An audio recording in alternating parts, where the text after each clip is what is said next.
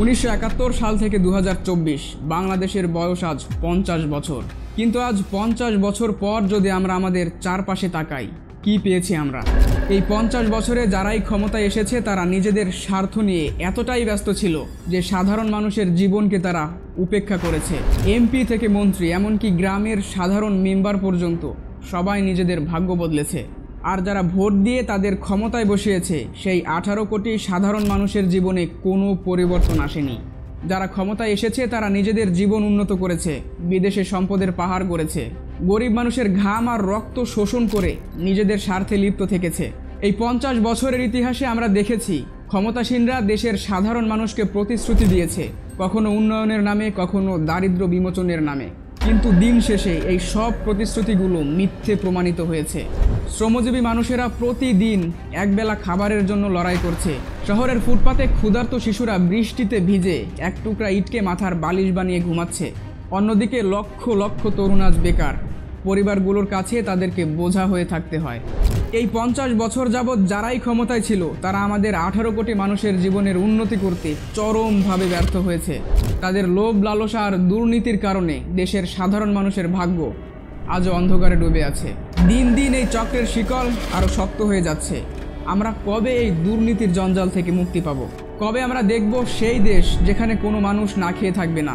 এমন একটা দেশ যেখানে রাস্তায় পড়ে থাকবে না কোনো পথশিশু, যেখানে আমাদের যুব সমাজ বেকারত্বের অভিশাপ থেকে মুক্ত থাকবে, দুর্নীতির হাত থেকে মুক্তি পাবে দেশ, থাকবে না কোনো অবিচার, কোনো জুলুম। সকল মানুষ হবে স্বাধীন, মুক্ত পাখির মতো বুক ফুলিয়ে নিঃশ্বাস নেবে। বিশ্বাস করুন, এমন একটা দেশ গঠন করা সম্ভব যদি আপনি, আমরা সবাই শুধু একটা কাজ দায়িত্বের সাথে করতে পারি।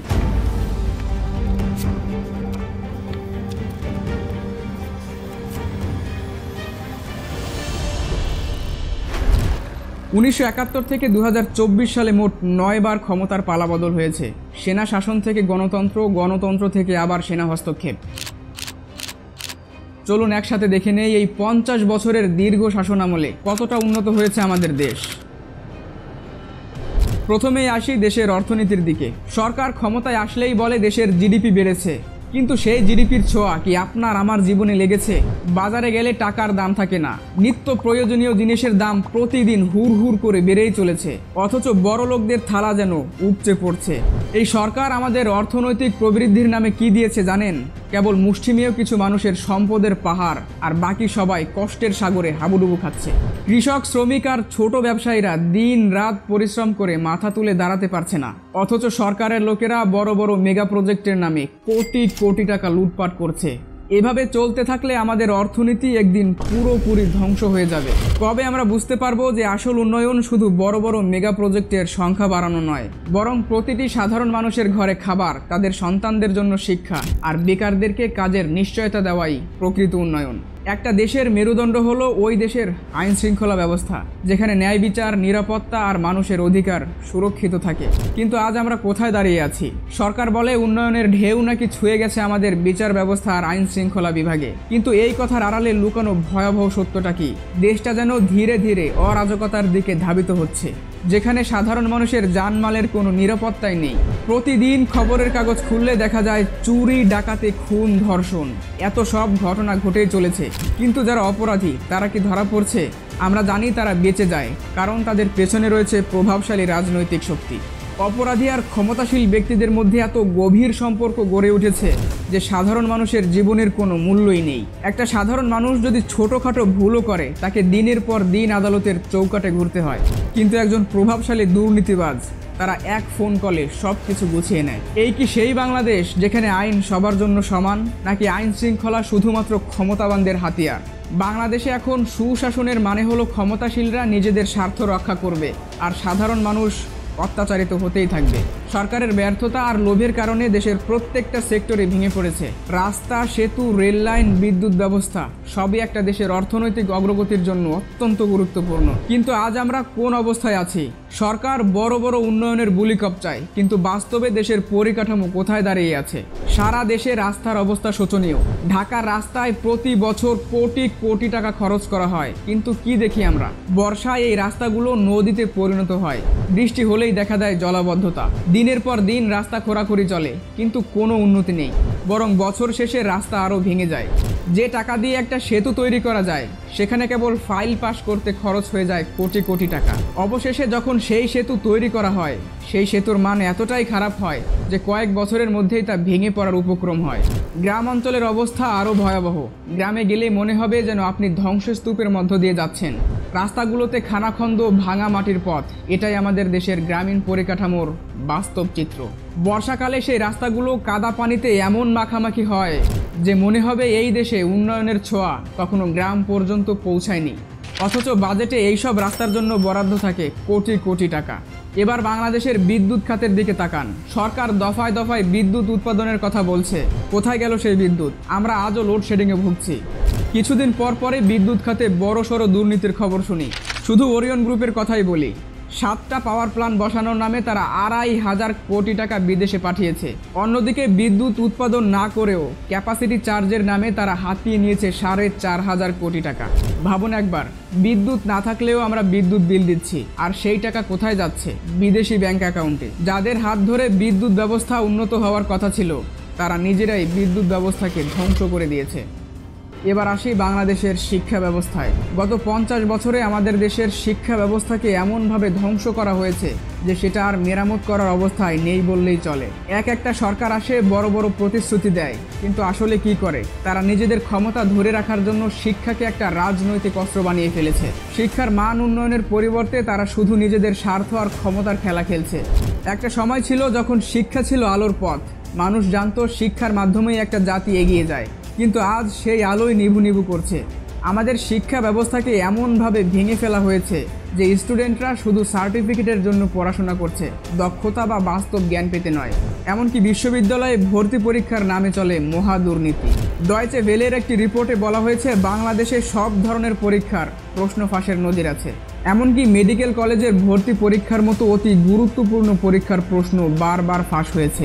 এটা শুধু আমাদের শিক্ষা ব্যবস্থার পতনের ইঙ্গিত নয়, আমাদের স্বাস্থ্য ব্যবস্থা ধ্বংসের মূল কারণ। 2001 সাল থেকে 2017 সাল পর্যন্ত 16 বছরে অন্তত 10 বার মেডিকেলের ভর্তি পরীক্ষার প্রশ্নপত্র ফাঁস হয়েছে। ভাবুন একবার, যে ডাক্তার আপনাকে, আপনার পরিবারের লোকদেরকে চিকিৎসা দিচ্ছে, হয়তো সেই ডাক্তারই পরীক্ষায় ফাঁস হওয়া প্রশ্ন দিয়ে পাশ করেছে। অন্যদিকে আমাদের স্কুল কলেজগুলো এখন ব্যবসা প্রতিষ্ঠানে পরিণত হয়েছে। ভালো শিক্ষা নিতে চাইলে এখন হাজার হাজার টাকা খরচ করতে হয়। গরিব পরিবারের ছেলেমেয়েরা এই সুযোগ থেকে বঞ্চিত হচ্ছে। যারা টাকা দিতে পারছে না তাদের শিক্ষার কোনো অধিকার নেই। এই বৈষম্য কি সত্যিই আমাদের সমাজকে এগিয়ে নিয়ে যাবে?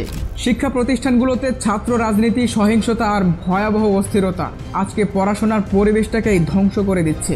পড়ালেখার জায়গা হয়ে গেছে রাজনৈতিক ক্ষমতা প্রদর্শনের মঞ্চ। এতে শিক্ষার্থীরা যেমন ক্ষতিগ্রস্ত হচ্ছে, তেমনি জাতির ভবিষ্যৎও অনিশ্চিত। এই 50 বছরে একটা সরকারও কি পারলো না শিক্ষার একটা স্থায়ী নীতিমালা তৈরি করতে? একটা সরকারও কি পারলো না শিক্ষার্থীদেরকে এমন একটা পরিবেশ দিতে যেখানে তারা সত্যিকার অর্থে কিছু শিখতে পারবে? বরং প্রতিবারই সরকারগুলো নতুন নতুন নিয়ম তৈরি করে, রাজনৈতিক স্বার্থে শিক্ষার্থীদেরকে বিভ্রান্ত করে রাখে। শিক্ষার এই করুণ দশা দেখে আজকে মনে হয় দেশের শিক্ষা ব্যবস্থা যেন একটা মঞ্চ, আর দেশের সরকারগুলো এখানে নিজেদের খেলা খেলতে ব্যস্ত। শিক্ষা ব্যবস্থার এই বিহাল দশার কারণে লক্ষ লক্ষ যুবক আজ বেকারত্বের বেরি পড়তে বাধ্য হচ্ছে। বাংলাদেশ পরিসংখ্যান ব্যুরোর জরিপে দেখা যায় দেশের বেকার জনগোষ্ঠীর সংখ্যা দিন দিন বেড়েই চলেছে। 2024 সালের জুন শেষে প্রায় 26,40,000 মানুষ শ্রমশক্তির অংশ হয়েও তারা বেকার পড়ে আছে। এবং চিন্তার বিষয় হলো 15 থেকে 29 বছর বয়সী তরুণ তরুণীদের মধ্যেই বেকারত্বের হার সব থেকে বেশি। আমাদের দেশের শিক্ষার মান এবং চাকরির বাজারের মধ্যে কোনো সমন্বয় নেই। সরকার কি একবারও ভেবে দেখেছে কেন এত শিক্ষিত মানুষ বেকার পড়ে আছে? তাদের কি কখনোই মনে হয়নি শিক্ষাকে যুগের উপযোগী করতে হবে? শিক্ষার সাথে কর্মসংস্থানের একটা সেতু বন্ধন তৈরি করতে হবে। ভাবুন একবার, কত স্বপ্ন নিয়ে আমাদের দেশের লাখ লাখ তরুণ তরুণী পড়াশোনা শেষ করে। তারা ভাবে একদিন তারা পরিবারের মুখে হাসি ফোটাবে, কিন্তু বাস্তবতা কেমন? আজকে সেই স্বপ্নগুলো একে একে ভেঙে যাচ্ছে। আমাদের দেশের তরুণ প্রজন্ম একসময় এই দেশের ভবিষ্যৎ ছিল, আর আজকে তারা নিজেদের ভবিষ্যৎ নিয়েই দিশেহারা। ঘুষ আর স্বজনপ্রীতির বিষ বৃক্ষে মেধাবীরা পদে পদে হোঁচট খাচ্ছে। একজন শিক্ষার্থী দিনের পর দিন পরিশ্রম করে, রাত জেগে পড়াশোনা করে, কিন্তু সেই পরিশ্রমের ফল কি? দৈনিক ইত্তেফাকের রিপোর্টে একটা ভয়ঙ্কর বিষয় উঠে এসেছে। বিসিএস ক্যাডার, নন ক্যাডার সহ অনেক সরকারি নিয়োগ পরীক্ষার প্রশ্ন ফাঁস হচ্ছে বছরের পর বছর ধরে। 2005 সাল থেকে এখনো পর্যন্ত অন্তত 30টা নিয়োগ পরীক্ষার প্রশ্ন ফাঁস হয়েছে, যেখানে লক্ষ লক্ষ মেধাবী ছেলে মেয়ে তাদের স্বপ্ন পূরণের জন্য পরীক্ষা দেয়, সেই পরীক্ষার প্রশ্নই ফাঁস। তাহলে আমরা কি সত্যি যোগ্য মানুষের চাকরি দিচ্ছি, নাকি এই প্রশ্ন ফাঁসের চক্করে পুরো সিস্টেমটাই ভেঙে যাচ্ছে? আমরা কিভাবে বিশ্বাস করব যে আমাদের সামনে একটা উজ্জ্বল ভবিষ্যৎ আছে, যেখানে আমাদের বর্তমানটাই অন্ধকারে ঢাকা? আমরা এই ধ্বংসের পথে চলতে থাকলেও এমন একটা আদর্শ আমাদের সামনে আছে, যার ছায়াতলে দাঁড়ালে সব সমস্যার চিরস্থায়ী সমাধান সম্ভব। এটি কোনো মানুষের তৈরি নিয়ম নয়, আর কোনো রাজনৈতিক স্লোগানও নয়। এটি সেই আদর্শ যা এসেছে মহান আল্লাহর পক্ষ থেকে। এটা এমন এক আদর্শ যা সমগ্র মানব জাতির জন্য রহমত হিসেবে প্রেরিত। আর এই আদর্শের ধারক এবং বাহক ছিলেন আমাদের প্রিয় নবী হযরত মুহাম্মদ সাল্লাল্লাহু আলাইহি ওয়াসাল্লাম। অর্থনৈতিক প্রবৃদ্ধির ক্ষেত্রে মুহাম্মদ সাল্লাল্লাহু আলাইহি ওয়াসাল্লামের আদর্শ ছিল বিপ্লবী। তিনি মানুষের মধ্যে ন্যায়সঙ্গত বন্টন নিশ্চিত করেছেন। জাকাতের মাধ্যমে সম্পদ বিতরণ এমনভাবে প্রতিষ্ঠা করেছিলেন যেখানে ধনী এবং দরিদ্রের মধ্যে একটি ভারসাম্য তৈরি হয়েছিল। তার প্রতিষ্ঠিত অর্থনৈতিক ব্যবস্থায় ছিল না কোনো শোষণ, ছিল না কোনো দুর্নীতি, কোনো লুটপাটের সুযোগ। আজ যদি আমরা মুহাম্মদ সাল্লাল্লাহু আলাইহি ওয়াসাল্লামের অর্থনৈতিক নীতিগুলো অনুসরণ করতাম, তাহলে আমাদের দেশে দারিদ্র্য আর বেকারত্বের বৈষম্য থাকতো না। আইন শৃঙ্খলা এবং সুশাসনের ক্ষেত্রে মুহাম্মদ সাল্লাল্লাহু আলাইহি ওয়াসাল্লাম আমাদের জন্য একটা চিরস্থায়ী দৃষ্টান্ত রেখে গেছেন। তিনি এমন একটা শাসন ব্যবস্থা প্রতিষ্ঠা করেছিলেন যেখানে সকল মানুষ, ধনী গরিব, শাসক কিংবা সাধারণ, আইনের কাছে সবাই ছিল সমান। তার বিচার ব্যবস্থা ছিল এমন যেখানে পক্ষপাতিত্বের কোনো সুযোগই ছিল না। সবাই ন্যায় বিচার পেত এবং অপরাধীদের শাস্তি হতো। তার নেতৃত্বে একটি উন্নত, সমৃদ্ধ এবং শান্তিপূর্ণ রাষ্ট্র প্রতিষ্ঠিত হয়েছিল। আমি শুরুতেই বলেছিলাম, আমরা যদি একটা দায়িত্ব সঠিকভাবে পালন করতে পারি, তাহলে এমন একটা দেশ গঠন করা সম্ভব। কি সেই দায়িত্ব? বিগত 50 বছর যাবৎ আমরা এমন সরকার বেছে নিয়েছি যে সরকারের আদর্শ ছিল মানব রচিত আদর্শ। মানব রচিত এই আদর্শ শুধু কাগজে কলমে সুন্দর, বাস্তবে আমাদের প্রতিনিয়ত ঠেলে দিয়েছে গভীর অন্ধকারে। আমরা ভুলেই গেছি একমাত্র আল্লাহ প্রদত্ত নিয়ম আর আদর্শই পারে আমাদের সব সমস্যার সমাধান দিতে। আমরা যদি একবার সঠিকভাবে এমন একটা আদর্শকে রাষ্ট্রের ক্ষমতায় বসাতে পারি, যারা শুধু মুখেই নয়, অন্তরে ধারণ করে সেই মহান আদর্শ, যারা সত্য এবং ন্যায়ের পক্ষে অটল, সেই দিন আমাদের স্বপ্ন বাস্তবে রূপ নেবে। সেই দিন আমরা দেখতে পাবো এমন একটা সমৃদ্ধ বাংলাদেশ, যেখানে রাস্তায় কোনো পথশিশু আর না খেয়ে থাকবে না, কোনো যুবক তার স্বপ্নের পেছনে ছুটে ছুটে ক্লান্ত হবে না, কোনো মা তার সন্তানের ক্ষুধার্ত কান্না শুনে অশ্রু ঝরাবে না। আজ আমাদের সামনে দুটো পথ খোলা আছে। একটি হচ্ছে সেই ভুলের পুনরাবৃত্তি, আরেকটি হচ্ছে আল্লাহর আদর্শের পথ, যা আমাদের সব সমস্যার চিরস্থায়ী সমাধান দিতে সম্ভব। আসুন সেই নতুন যুগের সূচনা করি, যেখানে প্রতিটি মানুষ পাবে মুক্তির স্বাদ।